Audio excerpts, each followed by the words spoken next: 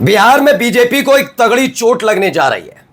दरअसल जब से सम्राट चौधरी मुख्यमंत्री बने, जो आरजेडी से आकर बीजेपी में आए और मोदी शाह की शैली में ढलते चले गए, उन्हें तमाम बीजेपी के दिग्गज नेताओं को दरकिनार करते हुए मंत्री बनाया। जेडीयू में नाराजगी पहले से थी और बीजेपी के नेताओं में गुस्सा फूटने लगा है।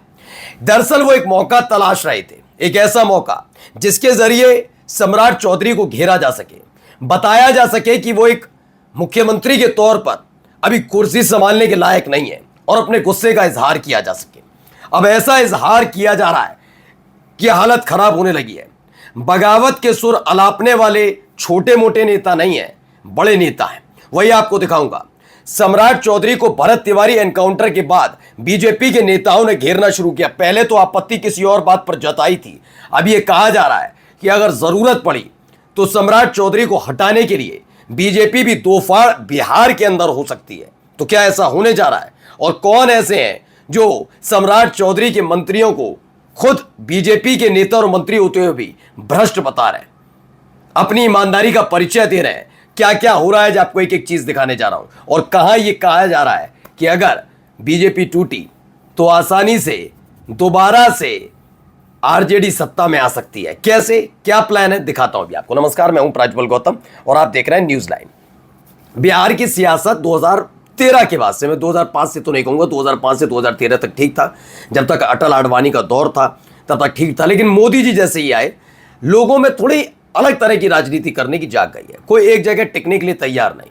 मोदी जी के फैसले, शाह बाबू के फैसले, उसको लेकर और सीधे आदेश देने वाली बात से थोड़े नाराज रहते हैं। ये हर कोई जानता है कि एनडीए में बीजेपी के इतर, वैसे बीजेपी के अंदर खाने भी, लेकिन बीजेपी के इतर भी बहुत सम्मान नहीं मिलता। और बीजेपी में भी जो मोदी शाह के सामने झुके रहते हैं, उन्हीं को सम्मान मिल जाए तो वो बहुत बड़ी बात है।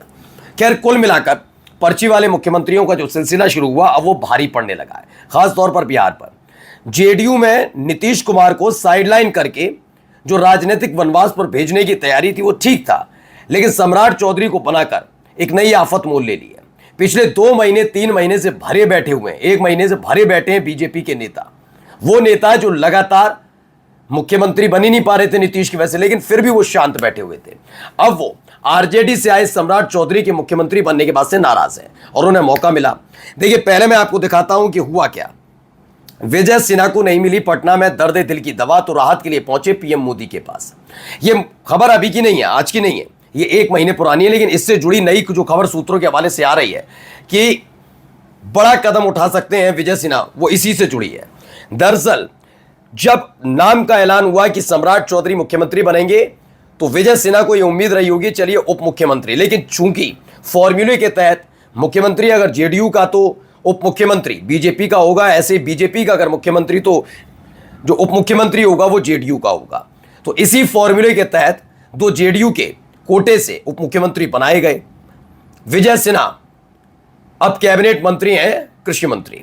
इससे वो बहुत दिनों से परेशान थे और अपनी शिकायत लेकर पहुंचे थे सीधे मोदी के पास। आपको याद होगा, वैसे वो विधानसभा अध्यक्ष नहीं थे, लेकिन विधानसभा अध्यक्ष की कुर्सी पर बैठे थे और सम्राट चौधरी से भी उनकी तकरार कई बार हो चुकी है विजय सिन्हा की।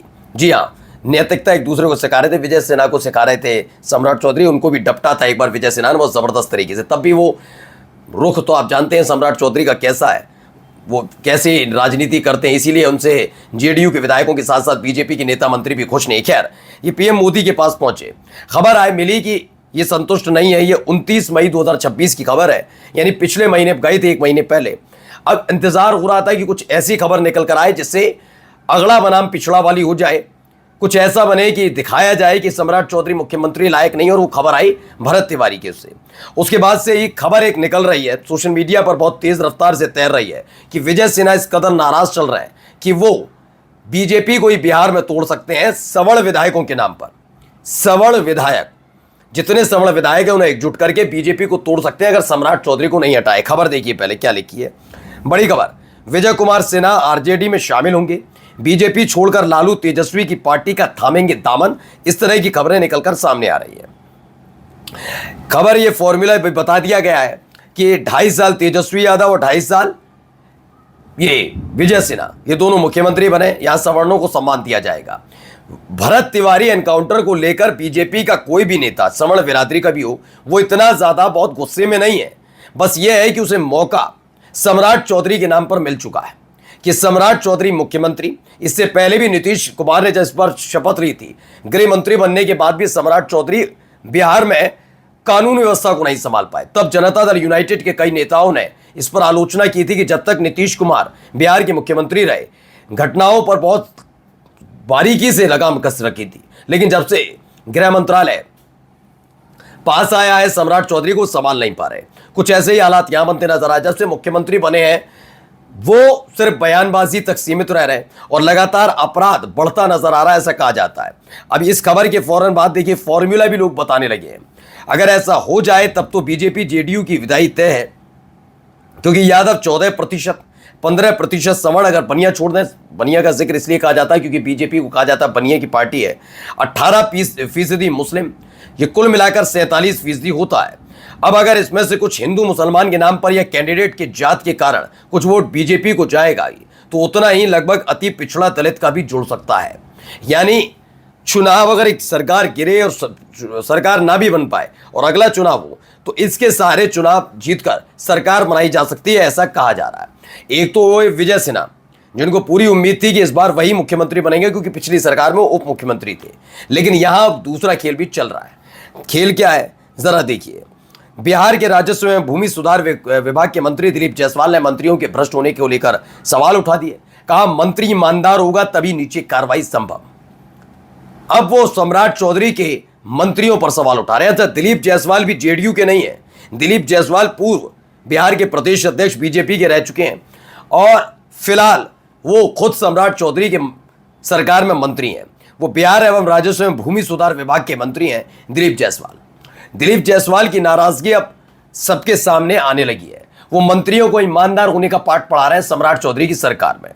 क्या बिहार के वरिष्ठ नेता और राज्य के राजस्व एवं भूमि सुधार विभाग मंत्री दिलीप जायसवाल ने मंगलवार को कहा कि मंत्री को ईमानदार होना होगा। उन्होंने कहा कि मेरे दो बयान है। पहला ये कि मंत्री ईमानदार बने, मंत्री ईमानदार होगा तभी नीचे की कार्रवाई संभव है, इसलिए पहला काम है कि मंत्री को ईमानदार होना होगा। तो क्या सम्राट चौधरी की सरकार में मंत्री ईमानदार नहीं है? ये मैं नहीं कह रहा, खुद दिलीप जायसवाल कह रहे हैं। दूसरा कहते हैं कि भ्रष्टाचारियों पर प्रहार करना।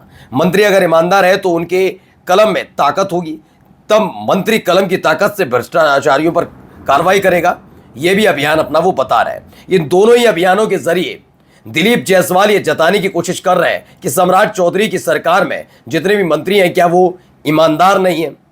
ईमानदारी पर भ्रष्टाचार होने के आरोप लगा दिए। मैं कह रहा हूं धीरे धीरे बगावत सर चढ़ने लगी है और ये ऐसा नहीं कि पार्टी टूट तक ही सीमित है। दरअसल सम्राट चौधरी के मुख्यमंत्री रहने तक ये बगावत लगातार बनी रहेगी। जेडीयू के विधायक पहले से नाराज हैं और अब देखिए ये भी नाराज होने लगे। नमस्कार।